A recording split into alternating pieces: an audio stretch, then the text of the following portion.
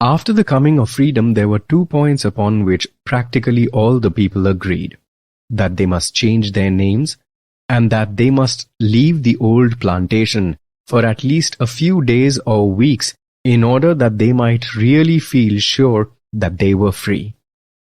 Now the colored people felt that it was far from proper for them to bear the surname of their former owners. This was one of the first signs of freedom. When they were slaves, a colored person was simply called John or Susan. If John or Susan belonged to a white man by the name of Hatcher, sometimes he was called John Hatcher, or as often, Hatcher's John. But there was a feeling that this did not denote a free man, and so in many cases, John Hatcher was changed to John S. Lincoln, the initial S standing for no name.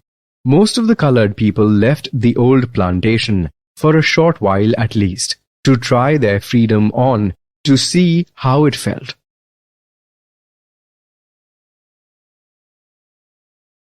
My stepfather did not belong to the same owners as did my mother, and as soon as freedom was declared, he sent for my mother to come to the Kanawha Valley in West Virginia. This journey from Virginia to West Virginia was rather a tedious and a painful undertaking. What little clothing and few household goods we had were placed in a cart, but the children walked the greater portion of the distance, which was several hundred miles. It took us several weeks, and most of the time we slept in the open air and did our cooking over a log fire out of doors. Finally, we reached our destination, a little town called Malden. Malden was right in the midst of the salt furnaces. My stepfather had already secured a job at a salt furnace, and he had also secured a little cabin for us to live in. Our new house was worse than the one we had left on the old plantation in Virginia. At our poor plantation cabin, we were at all times sure of pure air. Our new home was in the midst of a cluster of cabins crowded together with no sanitary regulations. The filth about the cabins was intolerable. Our neighbors were colored people. Quarrels and fights were frequent. Though I was a mere child, my stepfather put me and my brother at work in one of the furnaces. The first thing I ever learned in the way of book knowledge was while working in this salt furnace. Each salt packer had his barrels marked with a certain number. The number allotted to my stepfather was 18. At the close of the day's work, the boss of the packers would come around and put 18 on each of our barrels, and I soon learned to recognize that figure, though I knew nothing about any other figures or letters. I recall that I had an intense longing to learn to read. I determined, if I accomplished nothing else in life, would in some way get enough education to enable me to read newspapers. So I induced my mother to get hold of a book for me. In some way, she procured an old copy of Webster's Blueback spelling book, which contained the alphabet, followed by such meaningless words as ab, ba, sa, da. I began at once to devour this book. I tried in all the ways I could think of to learn it, all without a teacher. In a few weeks, I mastered the greater portion of the alphabet. In all my efforts to learn to read, my mother shared fully my ambition, though she could not read or write. About this time, the question of having some kind of a school for the colored children began to be discussed by members of the race. As it would be the first school for Negro children in that part of Virginia, it was to be a great event, and the discussion excited the wildest interest. The most perplexing question was where to find a teacher. In the midst of the discussion about a teacher, a young colored man who had been a soldier found his way into town. Each family agreed to pay a certain amount per month, with the understanding that the teacher spent a day with each family. This was not bad for the teacher, for each family tried to provide the very best on the day the teacher was to be its guest. I recall that I looked forward with an anxious appetite to the teacher's day at our little cabin. This experience of a whole race beginning to go to school for the first time presents one of the most interesting studies in the development of any race, as it was a whole race trying to go to school. Few were too young, and none too old, to make the attempt to learn.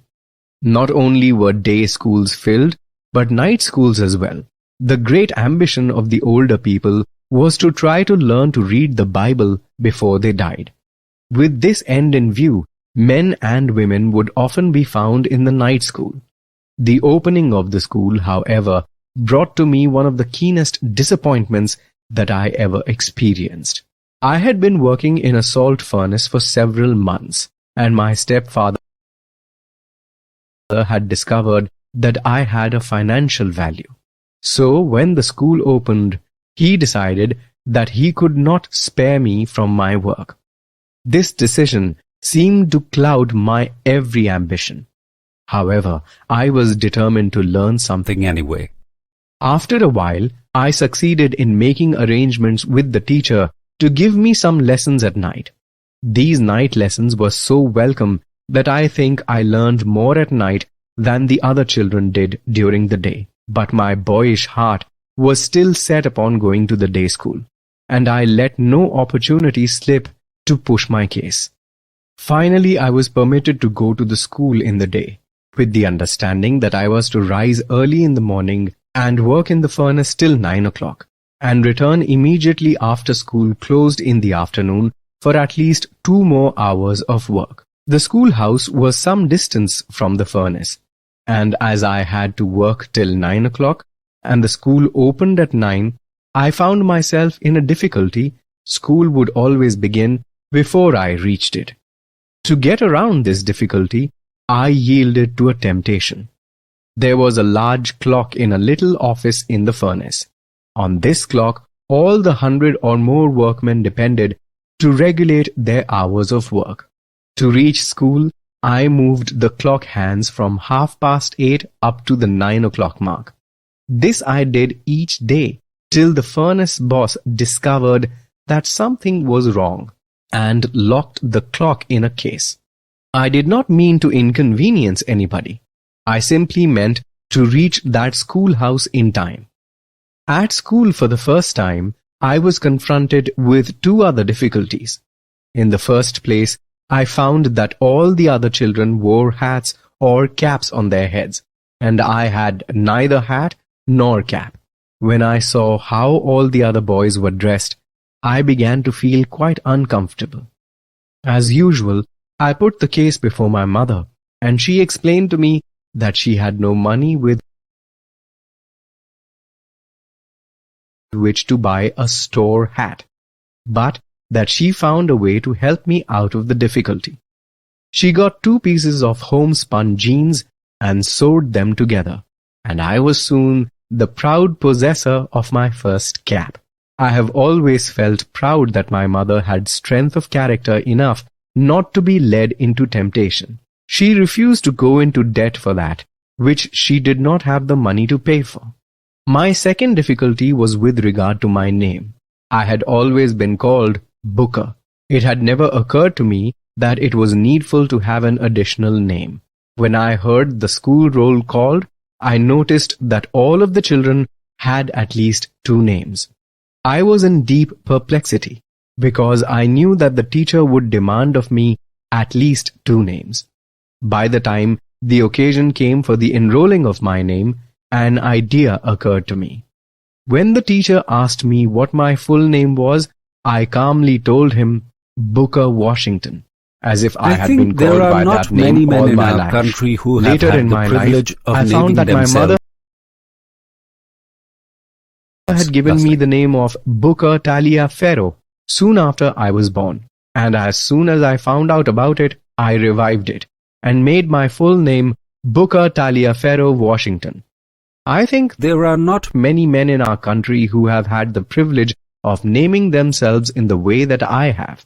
Years ago, I resolved that because I had no ancestry myself, I would leave a record of which my children would be proud. The world should not pass judgment upon the Negro too quickly or too harshly. The Negro boy has obstacles, discouragements, and temptations to battle with that are little known to those not situated as he is. When a white boy undertakes a task, it is taken for granted that he will succeed. On the other hand, people are usually surprised if the Negro boy does not fail. In a word, the Negro youth starts out with the presumption against him.